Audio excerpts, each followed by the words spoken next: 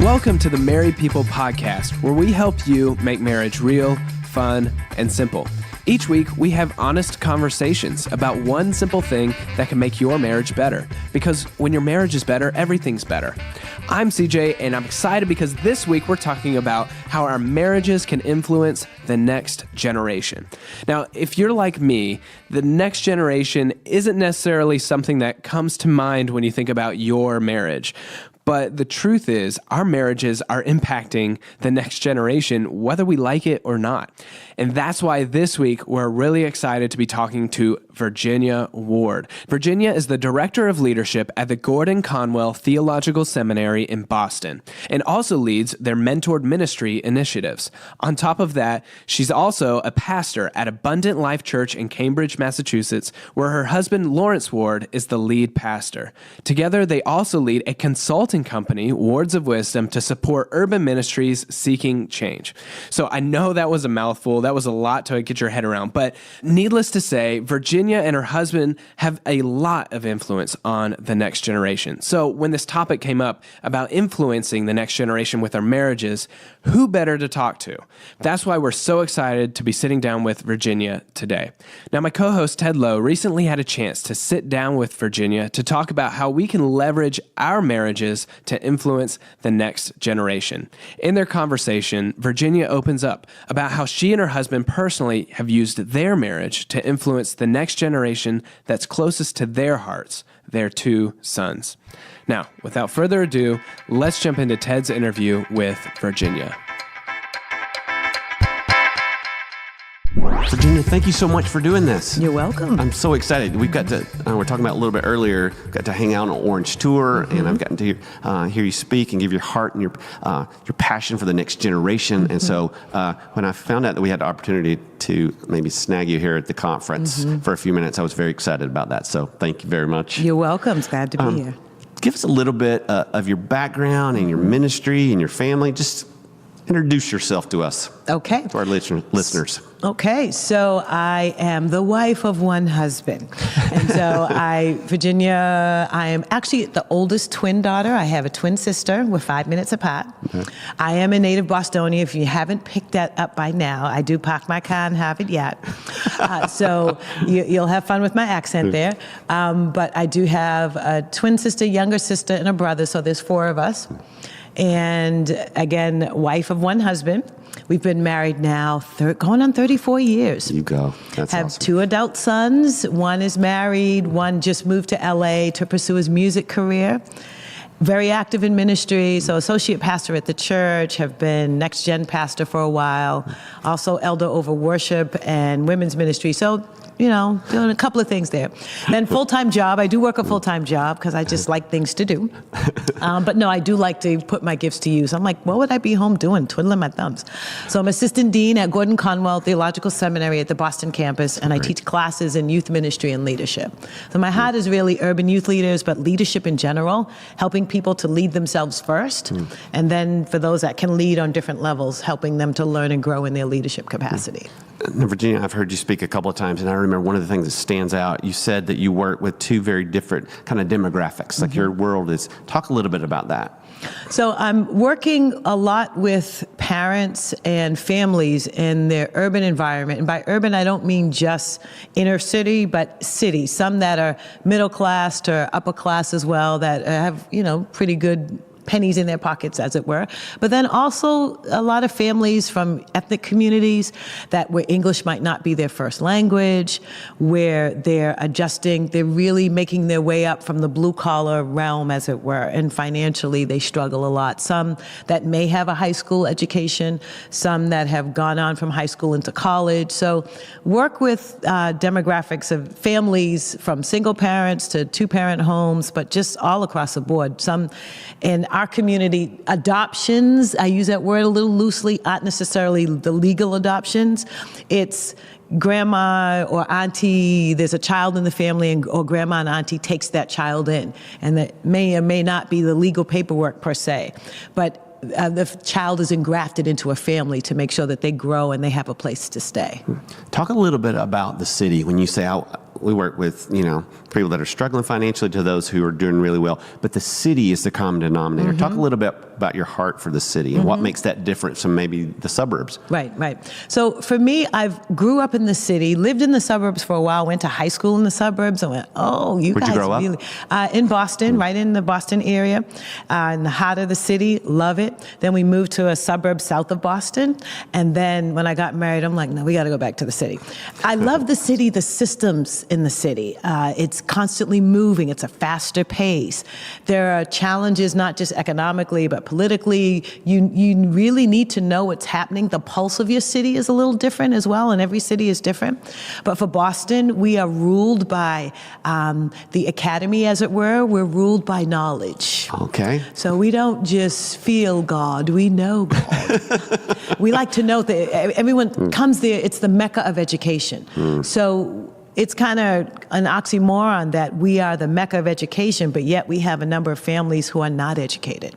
Parents who may or may not have a high school diploma or some college, but they end up working jobs that keep them in a financial bracket that's tougher from others. So we've been intentional in our church to, even as leaders, to model that when my husband and I first started pastoring, neither one of us had an undergrad degree, but we both went and finished school, got our undergrad degree. And as we did that, we saw others in our congregation start to do the same. That's amazing. Then we moved on to get master's degrees, and then we saw others in our congregation do the same.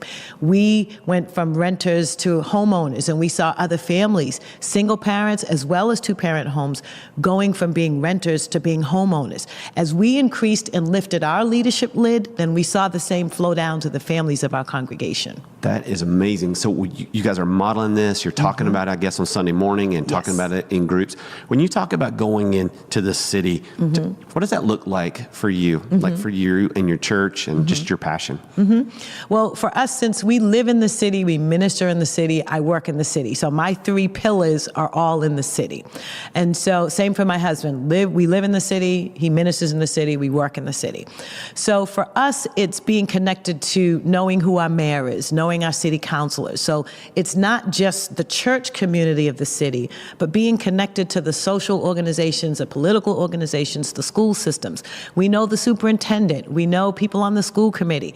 We're actively engaged. I actually serve as a mentor in the city of Cambridge for a girls program that was started by our former mayor, was a female mayor, and she started a program for 8th grade girls to help them transition into high school.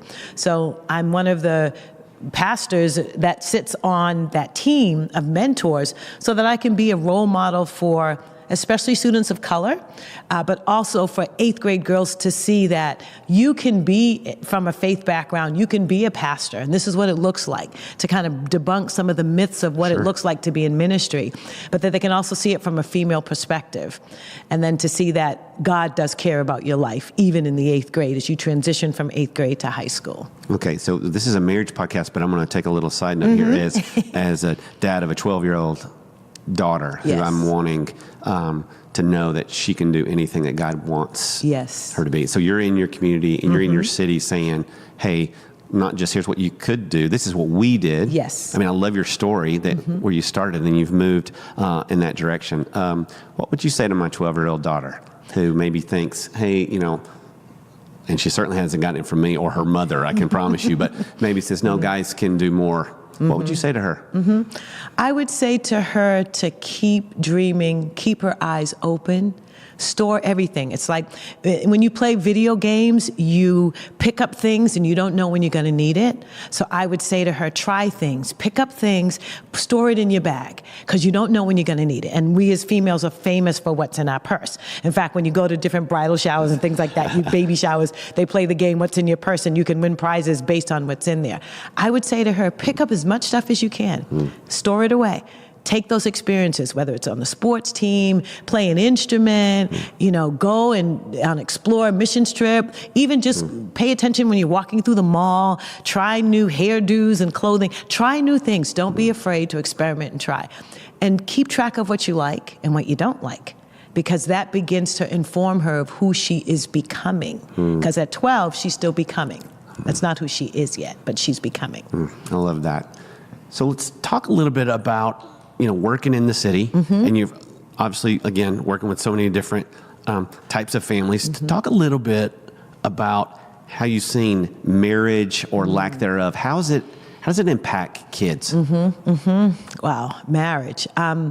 We have a spectrum of marriages in our church. We have the young marrieds, who people who, love in marriage, wonderful at 20-something, who have no clue, but they're learning, right? They got married, they're following the traditional track. Then we have people who waited a little later, for whatever reason, in their 30s, 40s, getting married for the first time. And we're watching them who they developed fully who they were as far as an adult. So when you're 30, 40, you marry, it's different from when you're in your early 20s marrying. Sure. So my husband and I married at 22, so we grew together. And so we got a chance to see the good, the bad, and the ugly, and then grow through that. Versus some of our married couples who, when they marry in their late 30s or 40s, and they're established, and they're going, why do you have to do that? And they keep asking, it's like, but that's who they are. And so they tend to face issues and maybe have a little less tolerance than those who kind of grew together. And, oh yeah, he hangs his clothes on the door, oh well. Yeah, she's not the greatest cook, but I've learned to live with it. We just eat out twice a week, whatever. They can make the adjustments.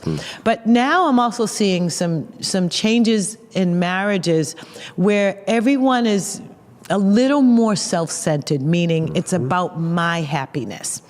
They're not looking at it, it's about our happiness, but the messages that are being told out there, be happy, it's about you. You get what you need in the marriage. And if they can't help you and satisfy you, then why are you there? And the outdoor, and I say to a lot of couples, take that divorce card off the table. 100%.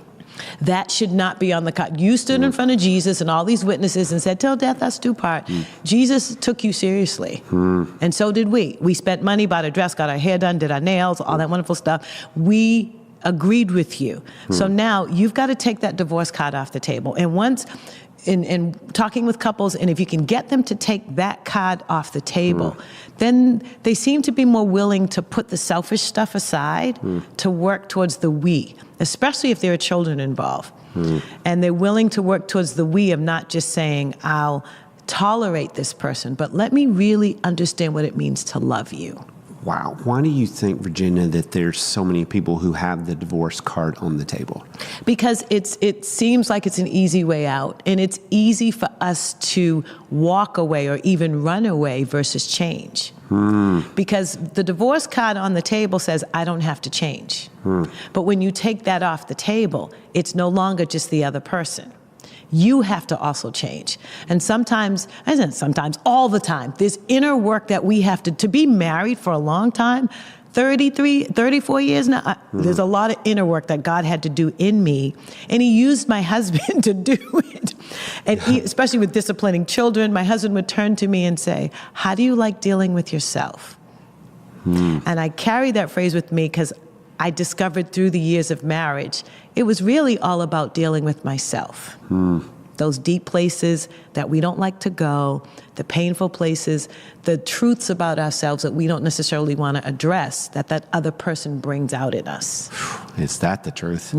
So I find it kind of ironic these days, especially, people are more educated than ever. Yes. Yeah, it feels like relationally, people have become less intelligent or less willing to flex because they are so smart, quote unquote. Do you see that with people? Definitely. And we can rationalize everything, but as we know in relationships, there is no how do you rationalize that? Where's the rationale for that? There really isn't any.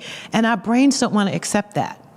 So it forces us to really have to be in that place of love and to really go to, as Jesus talked about, the 3 levels of love. First, love God, love your neighbor as yourself. Now love each other like I have loved you. Oh my goodness. To bring that into a marriage, to love that other person how Jesus loves us. Yeah. That is, it's beyond unconditional. How to describe that? That's painful. That sometimes being hurt, as the psalmist says, you swear to your own hurt, but you don't change. So you know that, okay, I may expect my spouse to do this for me and they're not going to do it again. It's like a simple example for me. I travel a lot. And so when I get home, I like my husband to be at the airport. You know what time the plane is landing. Now you can track the plane and follow the plane. And it used to just unnerve me if he wasn't there when I landed. I don't like checking luggage, so I generally have a carry-on. So I get off the plane, I text you when I've landed, why aren't you there? And I used to just be heated when he wasn't there. And I finally had to get over it and go, traffic. Sometimes, especially the late night planes, they get in earlier. Give the brother a break. And so when I finally let that go, and he would rush to the airport, I'm standing there and he's rushing and he's hopping out the car to get my bag and he's looking at me like, are you okay? And I'm like, hi, honey, and I'm giving him a kiss. He's like, where's that woman I married? This is not you. Oh, where is she? What did you do with her? You about to break some bad news, Virginia? Like, what's going on here? What did you do with my wife? And I'm like, no, honey, it's okay. I just had to let that, I had to love him how Christ loves me. I'm not always on time for him. I don't always do the stuff I'm supposed to do. So why do I have this unrealistic expectation and not willing to give any grace or love in that area? So I had to learn, and now I'm okay. I'm a lot better. You're a lot of it. But that is so practical. One of the things we talk about on the podcast, we want to make marriage real, fun, and simple. So that is such a perfect example because, people think that, marriage is about the big grand gestures, Valentine's Day, vacations, but it's these little moments. Yes. It's just these little moments that just matter so much. Yes. Living in a post-Christian era right now.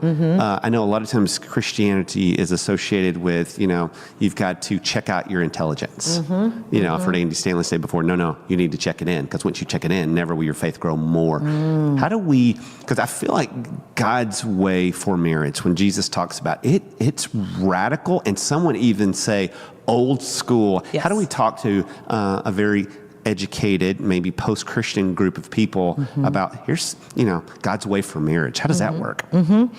Well, I think we have to go back to square one, which is Adam and Eve. We have to go literally back to the beginning. God made man, he made woman. He made man and woman so that the man would not be alone, but he also made them so that they could be fruitful and multiply.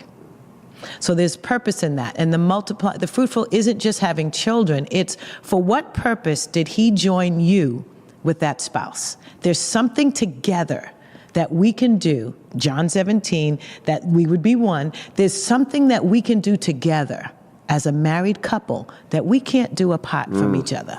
And when those Say two that purposes, one more time, Gina. I don't want people to, that's powerful. There's something that we're called to do together. It's like orange, red and yellow. The two influences, the church and the family, come together. It's a more powerful influence. There are two purposes God has joined together. When I met my husband, I heard a teaching. I think it was Charles Stanley. I think it was Andy Stanley's dad. So dating myself a little bit. But he talked about how when a woman sees a man, she sees his purpose. She sees his potential and what God is calling him to.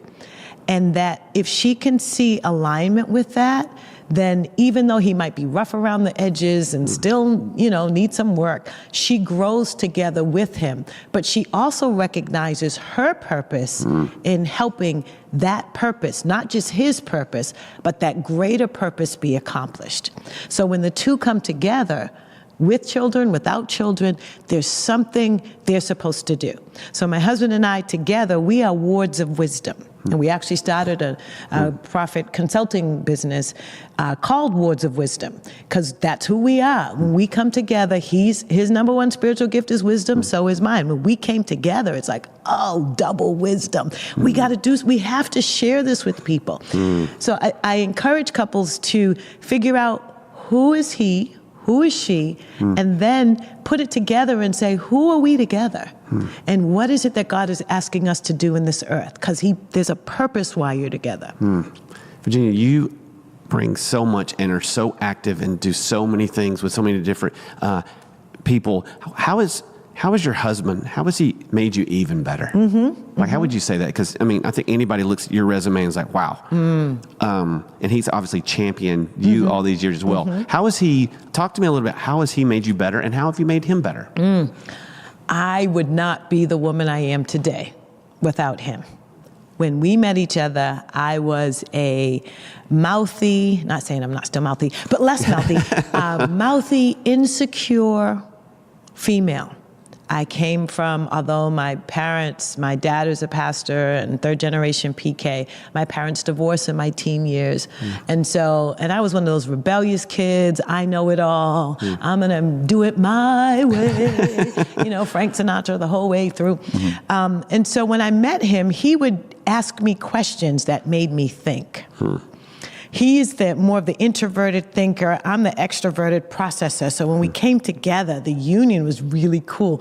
He makes me think and process and question and to figure out, I'm strategic. He is the broad range planner, but I'm strategic. I'm going to ask, why are we doing this? Da, da, da. So together, when we're together, the teamwork, the synergy is amazing. He has helped me to really question and to process things a lot better versus just shooting off at the hip. I have helped him in that he'll think and process and process and think and process. I'm like, okay, dude, let's move. We got to pull the trigger. Right. So we're both, that balance is sweet because he'll say, slow down. And I'll say, come on, let's go. And now we know to check in with each other and say, okay, where are we at? But that grew over time. So he has really helped me to stabilize and to be a lot more focused. And I think I've helped him in the let's just be bold, let's just go for it. Because again, New Englanders, we're thinking, we're processing, we know. But it's like, okay, let's make this thing happen. So the balance has been really good. And when we come together, people are like, they say to him, where did you find her? Because we're like bookends. So for those of you married couples who are like bookends and you're just like totally opposite, it can work. But you do, again, have to have the purpose and the goal in mind. And you also have to be willing to submit one to another, as we're called to. I know we hear the passage about just the wives submitting, but keep reading, y'all. We're both supposed to submit one to another. And one of the best definitions I've heard of submission was from a pastor in California, and he said, wives, this is what I want to tell you about the word submission. He said, move out the way so God can get a clear shot at him. And I was like, yes! That's the best thing I've ever heard. I love that. So with my kids, I submit. Times I want them to do something, even as adult, I just step aside and God, you get them. And I just pray, Lord, I'm going to take my hands off of it and I'm going to take my mouth off of it. That's strong. So God can do what he needs to do. Gosh, I've got a senior right now, and I've literally feel like there's just a few times in my life where I feel like God's whispered to me, but I've been with him before, and it's like the Holy Spirit be the Holy Spirit, Ted. He's 18 years old, just let him, God take out, what did you say? A shot at him. Just take a clear shot of him. Like that. So, Virginia, you mentioned that you grew up in a broken home. Talk a little bit about family of origin, and maybe your husband's a little bit there, and how those two worlds collide, and how did that work? Great question. So my husband grew up in a two-parent home. He always had the image of a father present. He has two sisters, and they understand the importance of a father and the blessing of a father. Now, I grew up, my dad was there for part of the time, but in the middle school time, my parents divorced. And so it was just my mom raising 4 children by herself at that time. And we didn't really see our father much. So you all may be familiar with the song, You're a Good Father, it's who you are. And as well as the other song by Israel Houghton, I Am Not Forgotten. When that song first came out, my husband's like, I don't get that song. And I'm like, I get it. As a child of divorced parents, I often felt forgotten. I often felt like my father wasn't there. And it did play into initially my relationship with God, because it was like, God's a father. He's going to be like my father. He'll be there sometimes and then disappear. And so whereas my husband always had a great relationship with his dad, even his grandfather. I didn't know my grandparents on either side. I only know them from photographs. And so having that male image in my life, I knew it from uncles and cousins, but not from the sense of a father, that intimate space. So when my husband would say, I don't get that song, I'm like, I get that song because I'm not forgotten, and it's important to know that he's a good father. And so in our marriage, when we first came together, it was difficult at first for me to receive instruction from a man. I'm like, who are you? You're not my father. And so I had to check that. And I should say he checked that a couple of times and said, okay, you need to make a decision. Because how you grew up in your home is not how we're going to have our home. We're going to agree on a structure of our home. But let's be very clear. There is a man in this house. I'm not going anywhere. I'm not leaving you. I'm going to take you in all your drama. I'm going to take you with all your stuff. And he really modeled for me what unconditional love looked like. And then he even had to separate and say, I'm your husband and not your father. I know you didn't have your daddy during your important junior high and high school years and the time when we got married, but you have other father figures around. Why don't you adopt one? Because I can't be your husband and your father. And that was a real eye-opening lesson for me, and it sent me on a journey to discover and to address those issues because it did affect my intimacy with God. And then when I started addressing that, the lack of not having the father's blessing, and then I was actually blessed by a father figure, and it just opened me up to a whole new world. And then my dad, I was reacquainted with my dad after my mother passed away. And I remember the first time he bought me gas. I went to go visit him, and I was filling up before. He lived like 45 minutes from my house. And we got to the gas station. He said, I'm going to buy gas for you. And I was like, oh, no. He goes, no, I want to. I'm your father. I'm a grown woman, and tears are coming down my eyes because it's like, wow, this is what a father does. So I say that because a number of the youth that we minister to, especially now, 70% of homes in the urban environment are single-parent homes. 70%? 70%. Is that true across the board? It's a national statistic. 70%? 70%. Single-parent homes. And the statistics are even growing in rural and suburban neighborhoods as well. So it's not just becoming an urban statistic. So when it comes to Mother's Day, we have great Mother's Days in our church. Father's Day, it's rough. One year, some kids in our youth group actually gave their gift to my husband from the pulpit, and he said, you're my father now, because I don't have a relationship with my father. So Father's Day is, even if you go to the store, the card section, it's like 3 times for Mother's Day, and is 1/4 of the section for Father's Day. So it's a real issue that we have to address. So do you find that the people you're working with that are coming from single-parent homes, have they checked out the idea of marriage? Do they still want to be married? What's their normal? Many still want to be married, but they want a healthy marriage. They want a man who, just the basics, understands. Miles Monroe, the late Miles Monroe, talks about the type of man a woman should have. So you should follow the train of Adam. He had a place to live, he had a job, he had a responsibility, and that's a good man. So when it says a man finds a wife, that's a man. If he doesn't have a job and he doesn't have a place to stay other than his mother's house, he's not a man. So, I'm not male bashing here, but just to say that a lot of the people who are single moms, and I know some single dads as well, so I'm not knocking single dads. There are some out there as well. They do still want to be married. They do believe in the institution of marriage. However, they're clear that they don't want a space of abuse. They don't want a space where they have to be mother, father. There's a male figure in the house. Because there are also some houses where we do have male figures in the house, but they're absent. As far as they're not fully present in the discipline of the children, especially the discipline. And I'm seeing that a lot as well, where the moms are becoming the matriarch, is the disciplinarian in the home. And the father's like, oh, whatever she says. And it's like, no, dude, especially with the son, you need to check that. That child is under 5. If you don't address that, you're going to be in trouble at 8. Before we could say 12, 13. But now it's before they're 10. We're seeing major disciplinarian issues and that are playing out in school. Where the mom has had to be both mom and dad. So she's had to harden. She's, that's kind of, seems like that would be difficult for moms to say, because my wife can be so nurturing. Like she's just got I say moms have gears that dad don't have. Right. Does this role keep her from being able to have that gear a little bit? Well, they have to pick up both.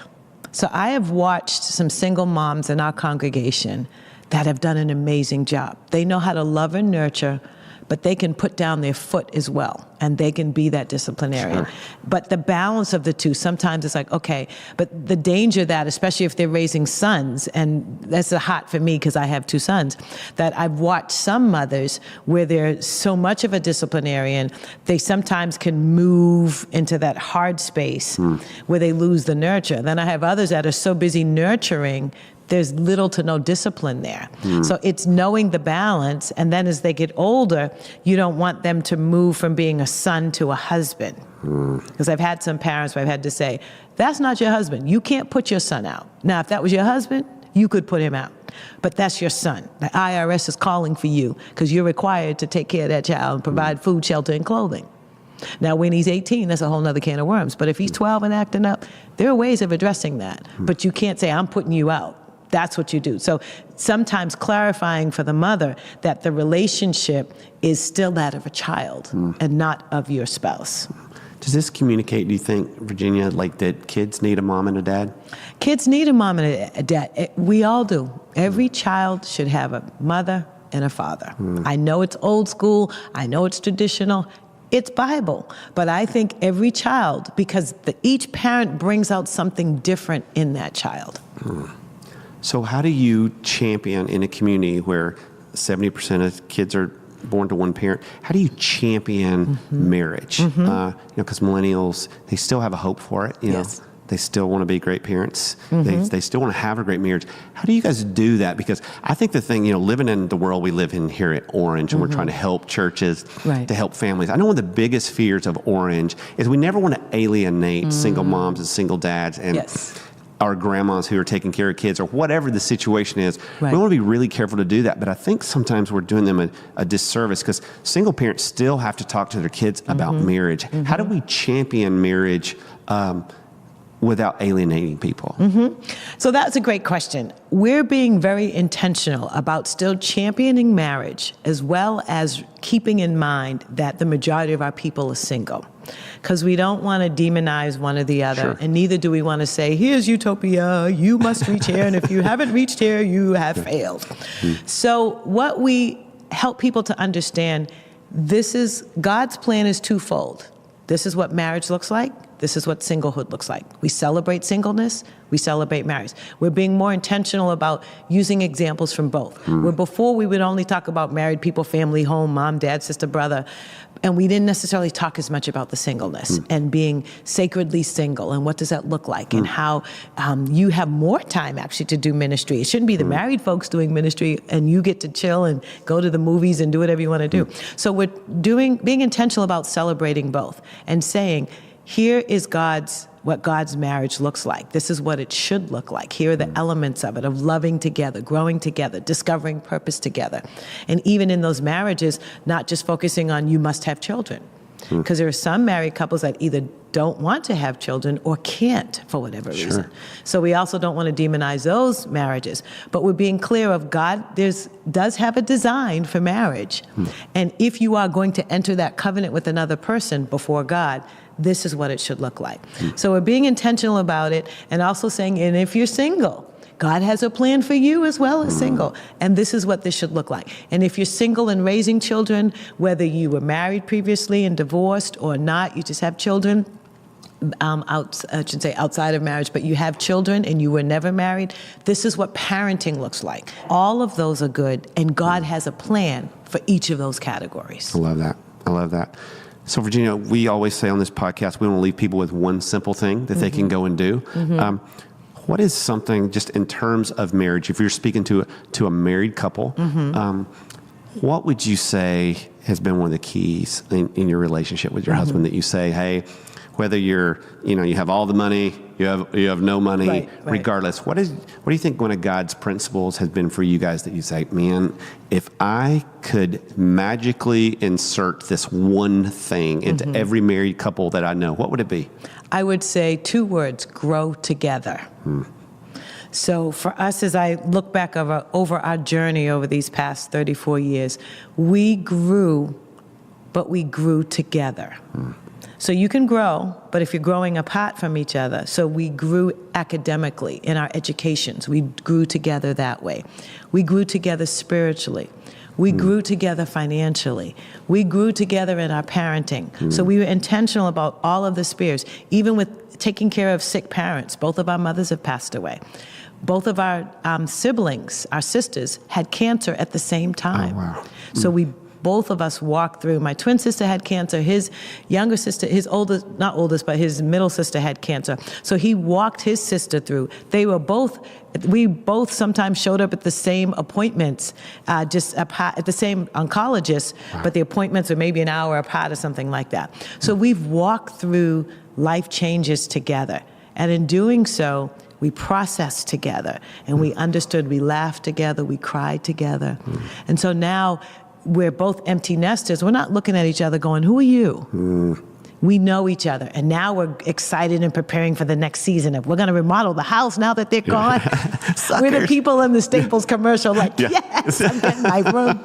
Traveling, and we have fun because we grew together. So that, to me, that's money, no money. That's one car, no car. That's sick. That's operations. We both had minor operations. I mean, you name it. We've been through. So it transitioned where he transitioned to be pastor. Now we're looking to transition to not be the senior people, but we're doing it together, and we're processing all of those. What does the next phase look like? And I think if you do that together, that's a blessing. Yeah, and even if you're going in two different directions, or you've got maybe one stays home and the other one works, talk to that. How did they grow together when they're living in two different worlds? Yes. So for a season, initially when I first had our oldest son, I was going to be that, I'm going to work. I'm going back to work. I'm going to be the working woman.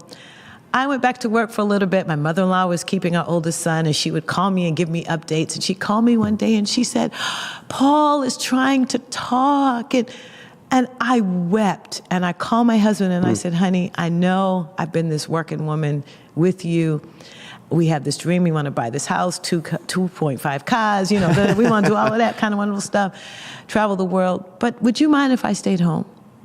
And he said, you can do it, but it means we drive one car. We delay the house for a little bit so we can get the house we want. I sewed, so he said, you'll make clothes for the kids. We just won't eat out as much, but we can do it. So I stayed home for about 4 or 5 years, and I have no regrets. So when I was home, he was intentional about making sure I had me time.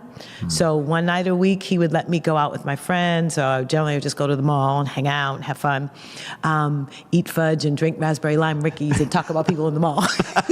That was my favorite thing to do. Or go to the movies or go bowling. But he was intentional about being connected with my world.